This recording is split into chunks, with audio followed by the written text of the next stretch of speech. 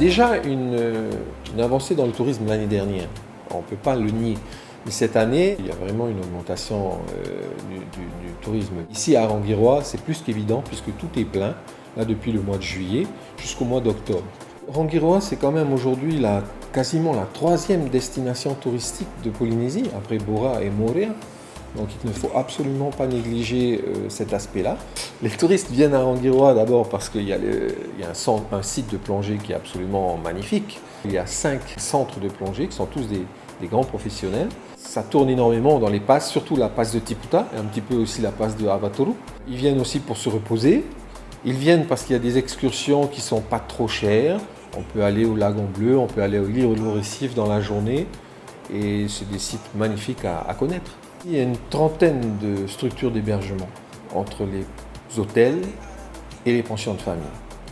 Aujourd'hui, on ne peut pas imaginer ne pas être connecté. C'est pas possible. Chaque touriste qui vient ici veut bénéficier aussi d'une connexion Internet et la réclame.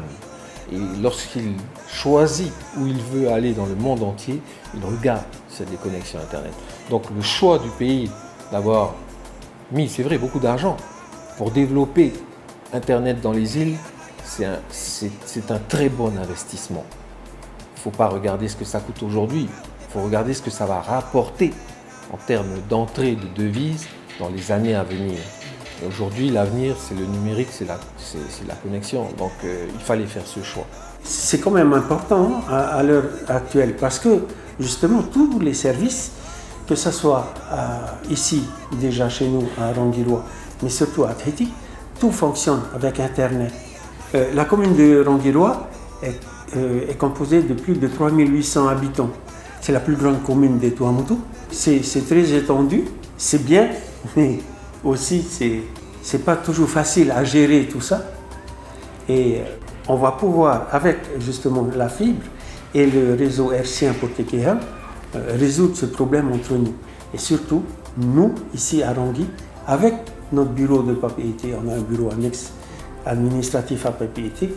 Grâce à ce câble Natitoa, on va pouvoir rendre service à la population et non seulement rendre service, mieux les informer, amener mieux les services du pays directement à la population. Voilà ce qu'on attend et ce qui va se passer d'ici l'année prochaine, quoi. C'est une première hein.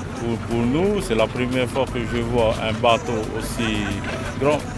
Le plus pour moi, il reste sur place. Il est stable, il ne bouge pas, même s'il y a le courant qui est assez fort. Ça va, c'est la première fois que je vois ça.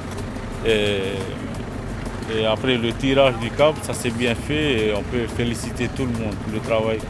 Et en plus, ils ont pris de la main-d'œuvre locale. Je les remercie. C'est ça qu'on veut. Depuis 2009, notre Tavana, qui était à l'époque à l'Assemblée territoriale, avait demandé si c'était possible de faire une jonction qu'on a tiré pour nous tous, de faire une jonction pour Rangiroa.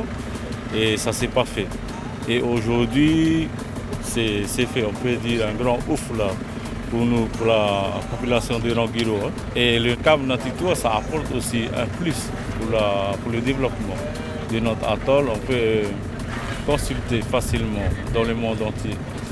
Et je voudrais remercier le pays avec le biais de son président et la Poste et remercier aussi l'État avec la défiscalisation. Et parce que là, on peut dire maintenant, on n'est pas les oubliés de la Polynésie. Et aujourd'hui, je vois l'évolution, non, on ne peut pas dire ça.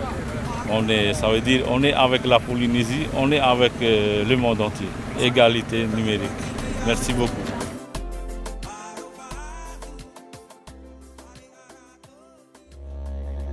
Natitoa, l'égalité numérique.